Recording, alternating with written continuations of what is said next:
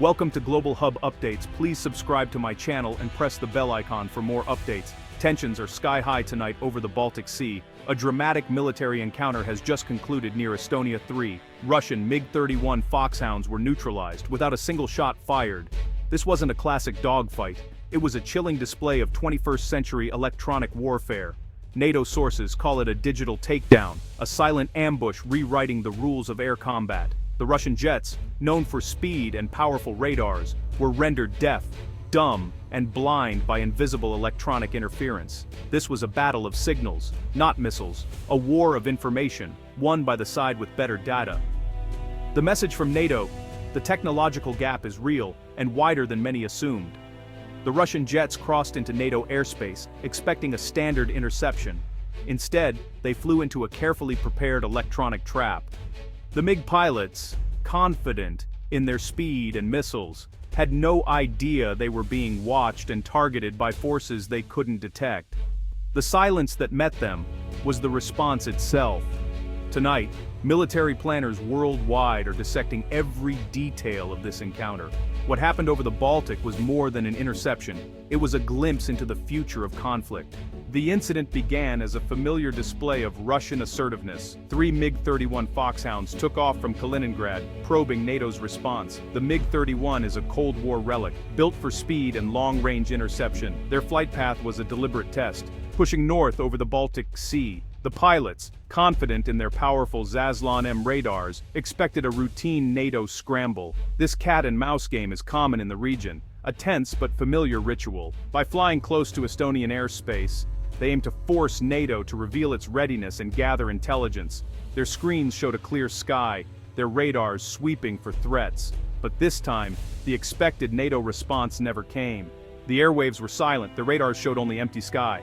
Unbeknownst to them, the illusion of an empty sky was the first phase of the ambush. The MiGs were flying into a digital battlespace, completely unaware they were the ones being hunted. As the MiG-31s advanced, a different operation was underway. 2 U.S. Air Force F-35A Lightning IIs, hidden by stealth, were already in position. Supporting them, 2 Swedish Gripen E fighters, renowned for their electronic warfare suites. This was a multinational, multi-platform operation, seamlessly coordinated through NATO's encrypted data links. The F-35's acted as quarterbacks, passively absorbing electronic data and sharing it instantly across the network. The Gripens, acting as digital archers, prepared to jam and deceive the MiG's sensors. The plan: dismantle the MiG's ability to function as a unit. Media, CGI showing disruption of enemy radar and communications. MiG-31 pilots reacting to electronic interference, sever their communications, blind their radars, and isolate the pilots. The entire trap was orchestrated from NATO's Combined Air Operations Center in Germany.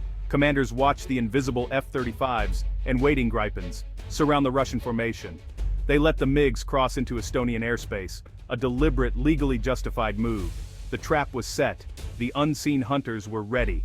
The moment the MiGs crossed into Estonian airspace, the silent command was given. The Swedish Gripens unleashed a focused barrage of electronic energy, targeted, not indiscriminate. The MiG pilots' world dissolved into chaos, radars filled with digital snow, false targets and confusion. Their greatest advantage, the Zaslon radar, became their worst enemy, feeding them useless data. Attempts to burn through the jamming only made them easier targets for NATO's systems. Communications were severed, radios went dead, isolating each pilot. The psychological blow was as powerful as the technical one. Situational awareness and teamwork vanished in an instant. Navigation systems failed, GLONASS was jammed, inertial systems drifted. The pilots were now blind, deaf, and lost, flying at supersonic speed, deep in hostile airspace. Panic and confusion replaced confidence. The trap had been sprung with devastating efficiency.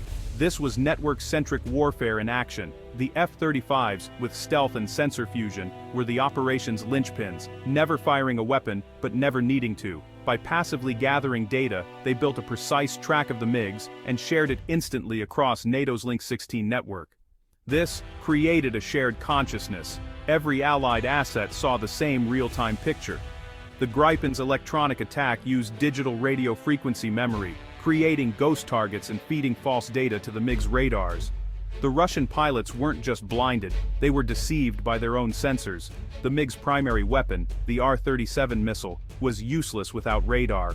Without communications, coordination was impossible. Without navigation, survival was the only mission. The F-35s and Gripens won by seizing control of the electromagnetic spectrum. In modern warfare, the fastest processor can be more decisive than the fastest engine.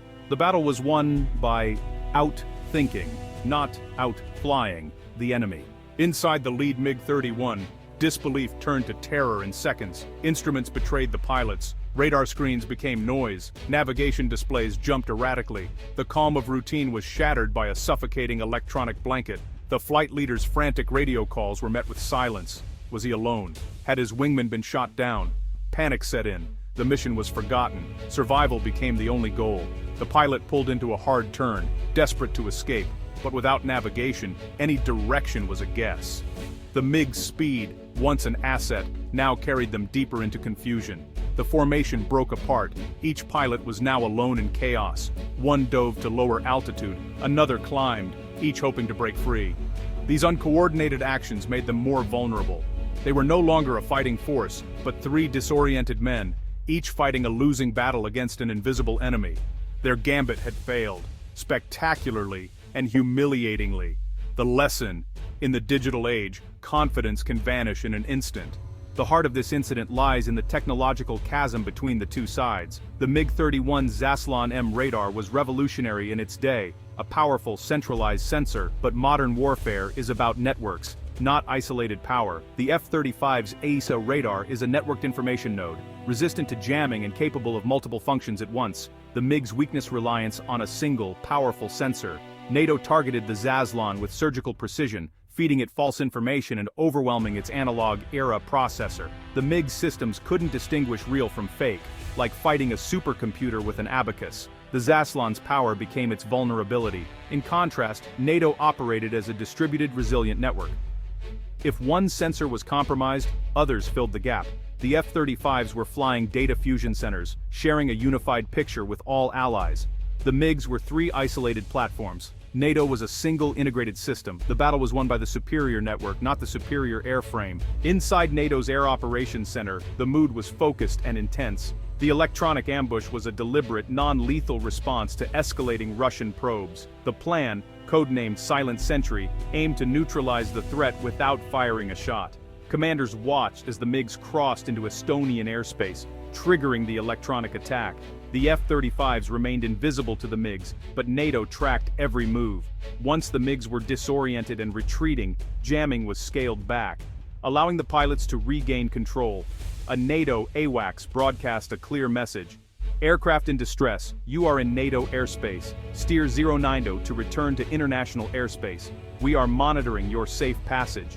Moscow condemned the reckless electronic attack, but NATO presented radar data showing the MiG's violation. The response was carefully managed, from ambush to public messaging, to control the narrative.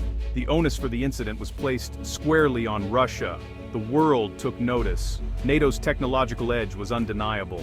The Baltic incident has sent shockwaves through global defense circles. It marks a turning point. The theoretical potential of fifth-generation warfare is now proven reality. The F-35's value as the centerpiece of a networked force is undeniable. Military planners must now accept an adversary can be defeated without a single missile fired. The electromagnetic spectrum is now a primary battleground. For Russia and others relying on legacy fleets, the risk of probing is now far higher. Pilots may hesitate, second-guessing their instruments, or become dangerously aggressive, firing at ghosts. The psychological advantage has shifted. Expect a global race for counter-stealth and advanced electronic warfare. The incident raises new questions. Is a non-kinetic attack an act of war? Where is the line between jamming and assault? The silent ambush over the Baltic may deter provocations, but it also raises the stakes for future conflict. The next war may begin not with a bang, but with a silent flicker in the digital domain.